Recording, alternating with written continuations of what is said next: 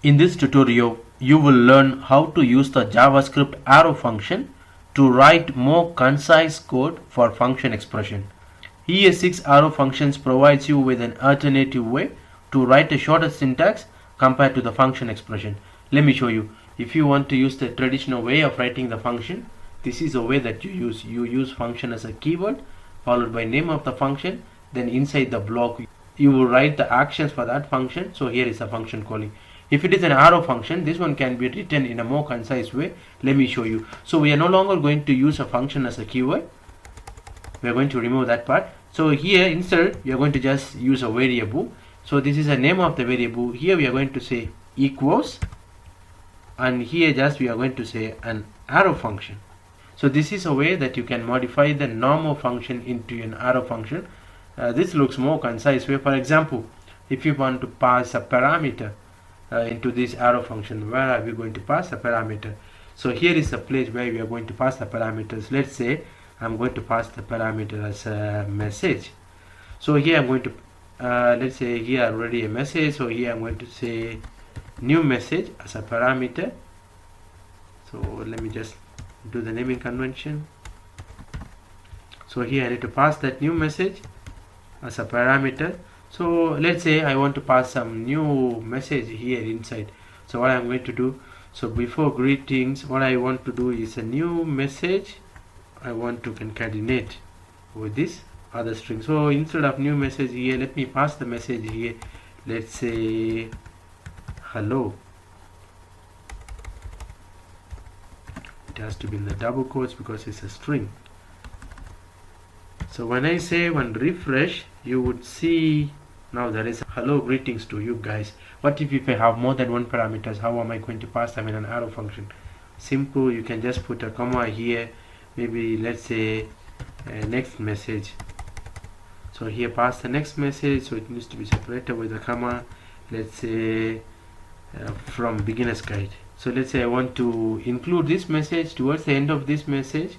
So I'm just going to add plus to concatenate. So what do you want to include? This next parameter here as next message, right? So this is what you're going to be including here.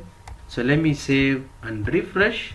You would see hello greetings to you guys from beginner's guide. So this is a way that you can use arrow function in JavaScript. This is a more concise way to write actual functions. Let me give you a different example, right?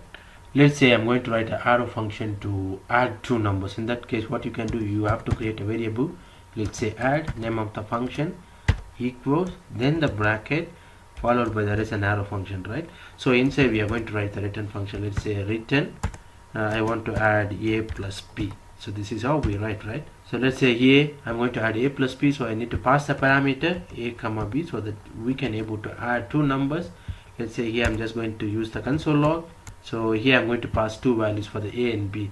Let's say 2 comma 4. So my result would be 6. So let me refresh so that you can see. As you can see them here, 2 comma 6.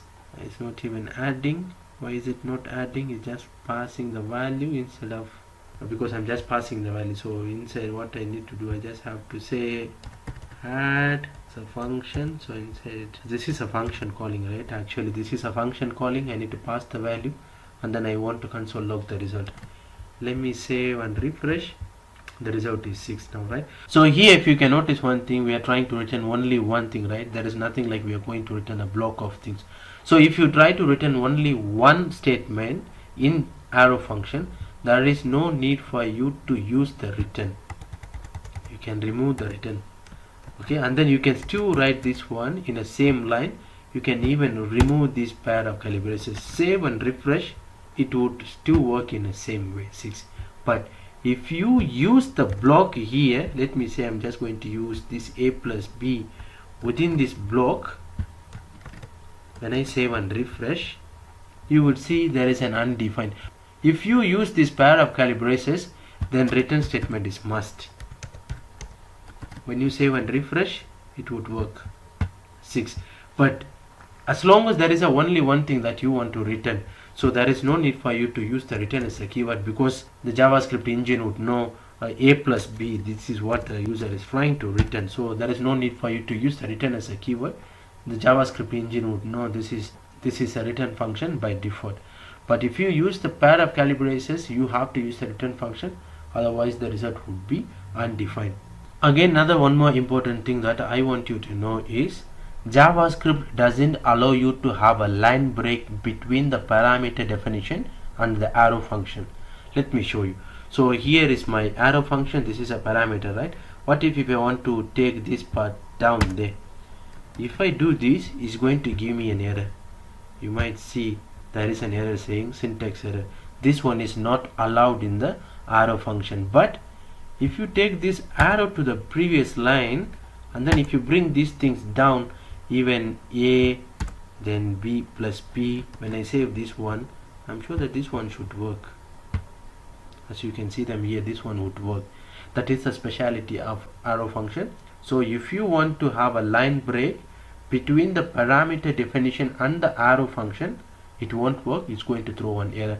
Otherwise, these values that you want to return from that arrow function, you can have them in a separate line. You can have the line break. Even if you do this one is still going to work. I hope you find it useful, this one. I'm sure that by this time around you might be even wondering, according to what we have learned so far with the arrow function, you might be thinking that we just use arrow function to write the code in a more concise way. The actual use of arrow function, they redefined the this keyword inside of them as they opposed to the normal function. They use this keyword much differently in arrow function compared to the normal function. So this represents an object that executes the current function. Let me give you this real life situation. Show that in real life we use this keyword even without realizing it. So suppose you're walking along with your mom and you met a friend along the way. This is how you would introduce your mom to your friend. You would say, this is my mother. Take a close look at this in that sentence. This shows a reference to your mother. So this represents the mother in the current sentence, isn't it so? So it is the same way in JavaScript. It uses the this keyword. Let me show you this simple example. As you can see them here, I have an object name called parent. That parent has got the methods inside called mother. Then it's going to return this is my mother. So when I console log this parent object here, so this is an object, right? I hope you know this is an object, because this object has got different properties inside. There is a mom and then there is an anonymous function. So this parent class, so I'm trying to access the mother anonymous function. So when I console log this one, I'm just going to print a message saying this is my mother. Just imagine, as I said in that example, what if we replace this in the sentence with the this keyword in JavaScript? What will happen? Let's see. So I'm going to replace this with the JavaScript this keyword. Okay, let me just put everything within this. So here what I'm going to do, instead of this, I'm going to use the JavaScript this keyword. So I'm going to use the $. Within the pair of curly braces, I'm going to use this as a keyword. So when I save and run, so if you use this as a keyword, this will print an object. You would see, so it has print an object. So this one would print an object because we didn't review the mother's name. We didn't refer to the mother. It executes the object parent. But we didn't refer this to the property of the parent. In case, if we specify the mother's name, let's say here, instead of just using mom, here I'm just going to use dot. I just want to access the mom name, right? So when I save and refresh, now you would see, yes, there is my mother. It will print the actual name of the mother. So in this example, we used the this keyword to refer to the parent, meaning this refers to its parent object. It refers to the context where the anonymous function is called, and this will bind to the parent object to return the name of the mother. So what we can do now, let's get a little complex. What if you use the arrow function inside? This is a normal function, right? Within the normal function, when I use this as a keyword, it refers to this current object name called parent. Then it's trying to access the properties of this parent class, right? What if instead of using this normal anonymous function, let's say I want to use the arrow function? What will happen? So if it is an arrow function, I'm sure that you know, we are no longer going to use the function as a keyword, as we know already.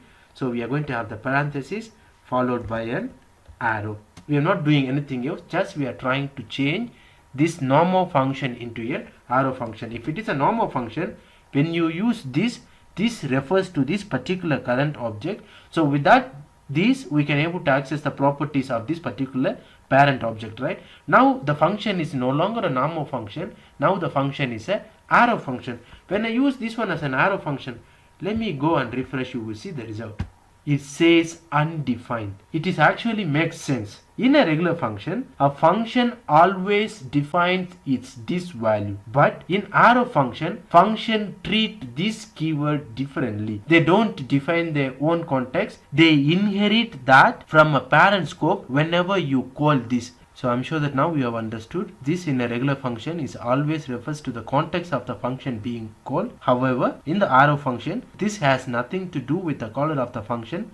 It refers to the scope where the function is present. That is a reason why we get undefined now. So I'm sure that now you have understood how to use the arrow function in JavaScript. Thank you for watching this video. In case if you like this video, don't forget to hit the like button. Subscribe the channel if you have not yet. Thank you so much.